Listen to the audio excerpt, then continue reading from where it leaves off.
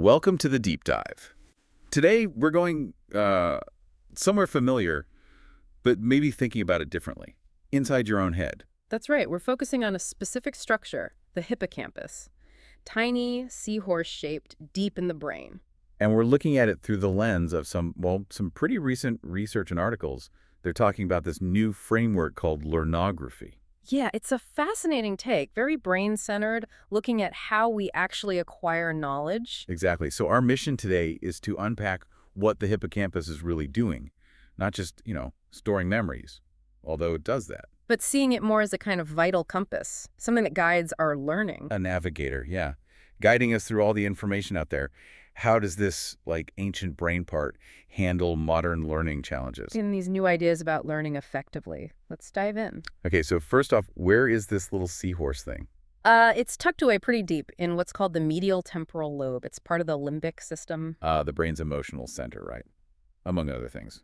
Exactly. And we've known its basic jobs for a while. It's absolutely crucial for forming new long-term memories. Okay. And for spatial navigation, like literally knowing where you are, how to get around, and putting learning into context, making sense of it. So it's kind of like your brain's GPS and maybe its main filing clerk for new info? That's a decent simplification, yeah. Its basic function involves taking in sensory information. A lot comes via the entorhinal cortex, Okay. processing that, and then helping send it out to the wider brain, the cortex, for more permanent storage. That's how you build mental maps and form memories, both episodic like events and semantic facts. And the research points to a specific part, the front part, the anterior hippocampus. Yes, exactly. That anterior section seems linked to even higher level cognitive functions. Like what? Things like imagination, planning for the future, goal-directed behavior, all the stuff you need for complex problem solving or, say, academic reasoning. Right. Okay, so why should you, listening right now, care about this little structure deep in your brain? Well, because it's fundamental to almost everything we think of as learning and remembering. It's not just trivia or where you parked your car. Although that's useful too. Definitely useful. Right. But it's about taking new information, any new information, understanding it, making it stick so you can actually use it later. It's foundational if you want to be informed, adaptable. Which brings us nicely to this concept you mentioned, learnography. What's the core idea there? Think of learnography as trying to build an approach to education, starting with the brain itself. Okay. The main sort of provocative idea is that really effective learning isn't just about passively absorbing information, listening to a lecture, reading a book, which is often how traditional schooling works. Right, the sit and get model. Yeah. So learnography flips that. It argues, that to really get the brain's learning machinery going, especially the hippocampus, learning needs to be much more active. How so? It involves self-directed engagement, actually moving your body, motor coordination, mapping things out spatially. Okay, and this is where that hippocampus metaphor fits in. That's it. That's learnography's central way of thinking about the hippocampus. They call it the fourth dimension of learning your internal cognitive and neural compass. A compass. How does a brain structure act like a compass for learning? Well, the idea is it directs how you acquire new knowledge and, importantly, how you can later transfer or apply that knowledge in new situations. Okay. And it does this by sort of prioritizing experiences that are anchored in space and involve motor activity. It's navigating you through the information, but also helping you organize it. Like building a mental map of the topic you're learning. Exactly like that. It helps form what the source material calls brainpage modules. Yeah. You can think of them like, structured mental diagrams or folders where knowledge gets organized. Brainpage modules. Yeah. And they even describe the hippocampus as the search engine of knowledge transfer. Wow, okay. Search engine. That really does emphasize an active role, not just passive storage. Precisely. It's actively helping you find and connect the dots between things you've learned. So how does this hippocampus actually do the navigating? What's happening in the brain? A really key concept they talk about is memory in motion. Memory in motion. Yeah. The idea is that for the hippocampus, memory isn't just some abstract concept filed away. It gets encoded much more strongly when it's tied to a specific place, a specific time, and crucially, some kind of physical motor experience. So learning something while you're, say, walking around a room or physically building a model of it makes it stick better. That's the core idea. The hippocampus doesn't work in isolation, of course. It collaborates closely with other key brain areas. Like which ones? Well, particularly the posterior parietal cortex, that's huge for processing spatial information and navigation, Uh-huh. and the prefrontal cortex, which is like your brain's CEO, handling planning, decision-making, executive functions. And those working together build these brain page maps you mentioned. That's the theory.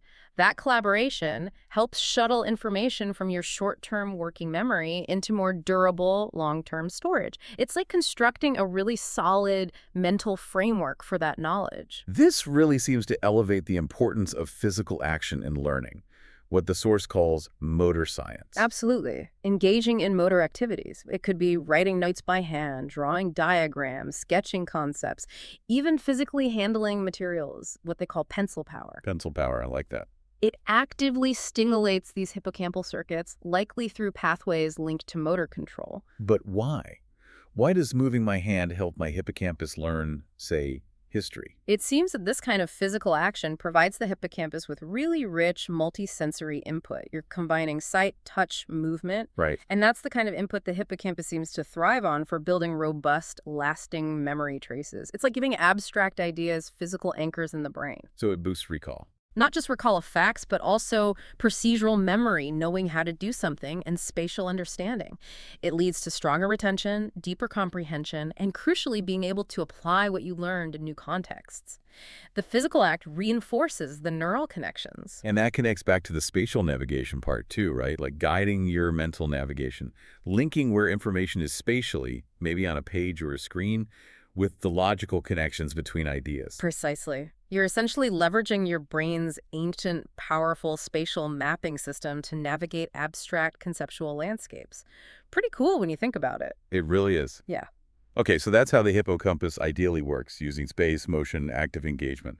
But what gets in the way? What did the research say can actually disrupt this compass? Yeah, the sources point to a few key factors that seem to impair hippocampal function and kind of throw this learning compass off course.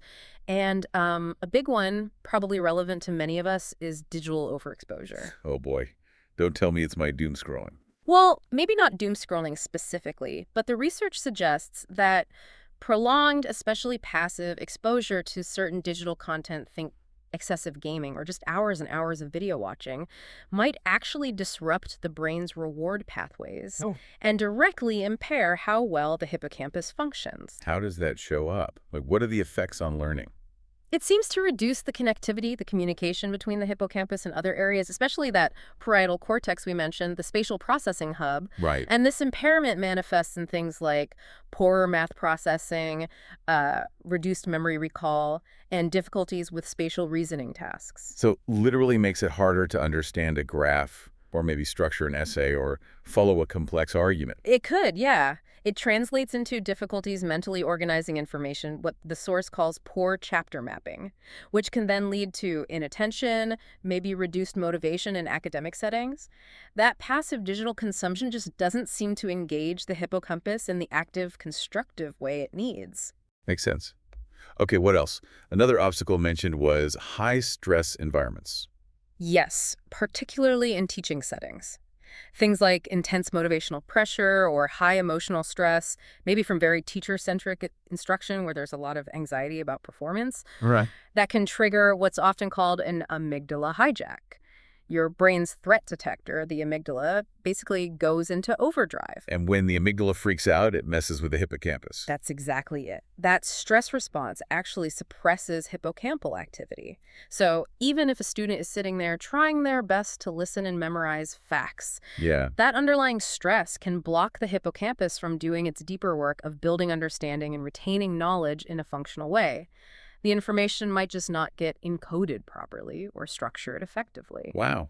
So you could be learning, but not really learning. In a deep transferable sense, potentially yes. And then, of course, as we've kind of already covered, just environments where there's a lack of physical interaction or motor engagement. Just sitting passively. Right. You're missing out on those key opportunities to activate the hippocampal circuits through those motor pathways we discussed. It's like trying to navigate using a map, but never actually walking the route. That's a good way to put it, yeah. Like having the map, but not connecting it to the territory through action. Okay, so given how central this hippocampus is, but also how it can be disrupted, where's the really strong evidence for its role?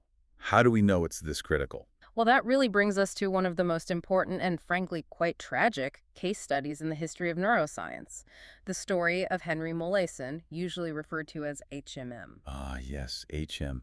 His case is foundational, isn't it? He Ah, had surgery way back in the 1950s. that's right. To treat severe, debilitating epilepsy, surgeons removed parts of his medial temporal lobes on both sides of his brain, and this included large portions of his hippocampus. And the surgery did help his seizures, but the effect on his memory was devastating. Absolutely profound. He essentially lost the ability to form new long-term memories, that he could consciously recall what we call declarative memories, facts, and events. So wait, he could remember his childhood, things from before the surgery. Yes, largely. His older memories were mostly intact. And really fascinatingly, he could still learn new skills, procedural things. Like what kind of skills?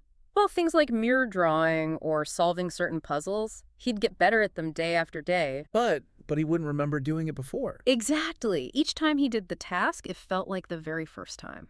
He had no conscious memory of having learned it, or even of the researchers he worked with daily for years. He couldn't convert new experiences or facts into knowledge he could consciously access later. Wow. So he could learn how, but not that he learned or what he learned in terms of facts. Precisely. He couldn't form new episodic or semantic memories. And what does Agent's case really nail down for us about the hippocampus?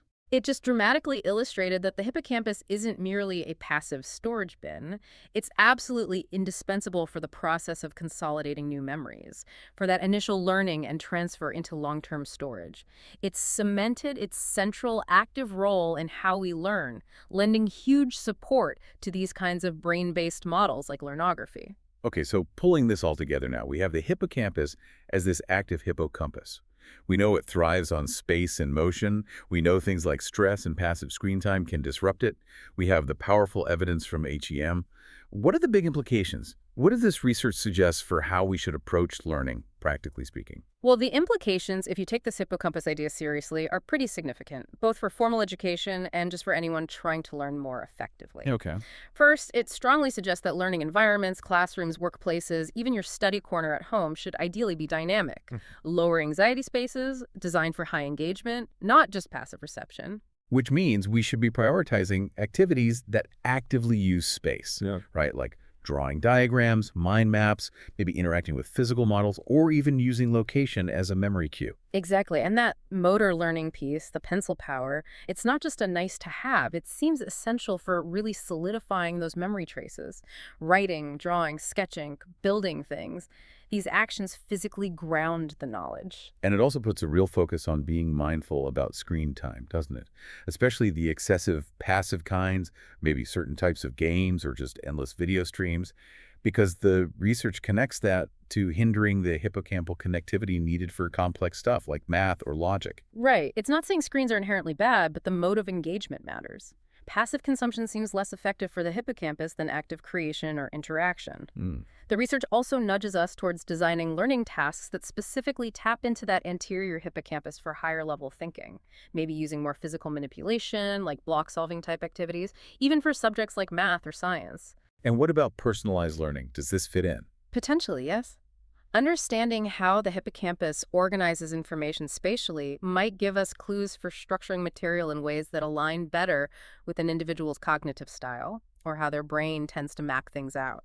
That's interesting. It sounds like it also suggests a shift in the role of the teacher or instructor. It does. The sources talk about moving away from the teacher as the main performer, the sage on the stage, towards being more of a task moderator or a facilitator, someone who designs the environment and the activities that empower learners to be active brain page makers, using their own hippocampal and motor circuits. So less lecturing at people, more designing for them to actively construct knowledge. You got it.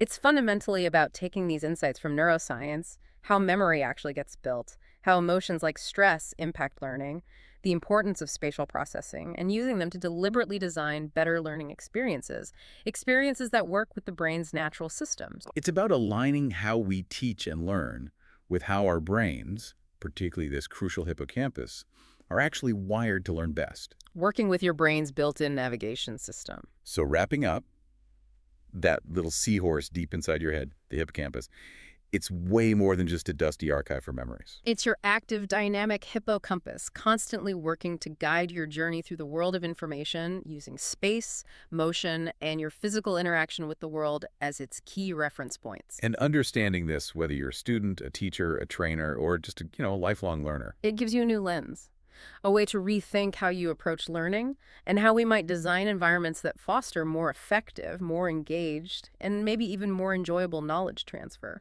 Which leaves you, our listener, with maybe this final thought to consider. If your hippocampus really is your personal learning compass guiding you through knowledge, how could you consciously choose to navigate differently, starting now?